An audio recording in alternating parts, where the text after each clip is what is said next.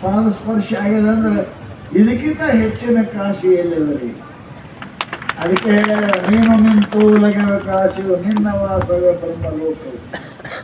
ಮಹಾತ್ಮ ಎಲ್ಲಿರ್ತಾನ ಅದು ಕಾಶಿರಿ, ಅವ ಎಲ್ಲಿರ್ತಾನ ಅದು ಬ್ರಹ್ಮಲೋಕರಿ. ಅವನ ಪಾದ ತೊಳೆದ ನೀರನೇ ಗಂಗಾ ತುಂಗಾರಿ. ನೀವು ನಂಬಿಲ್ಲ ಅಂದ್ರೆ ಏನು ಹೇಳಬೇಕು? ನಂಬಬೇಕು. ಅದಕ್ಕೆ ಅಂಥ ಸದ್ಗುರು ಸಿದ್ಧಾರೂಢ ಸ್ವಾಮಿಗಳು ನಮ್ಮ ಜಗದಾಗಿದೆ ಉತ್ಪನ್ನ ಆಗಿದ್ದಾರೆ. ನಮ್ದು ಒಂದೇ ಮನಸ್ಸು, ಏನಿಲ್ಲ.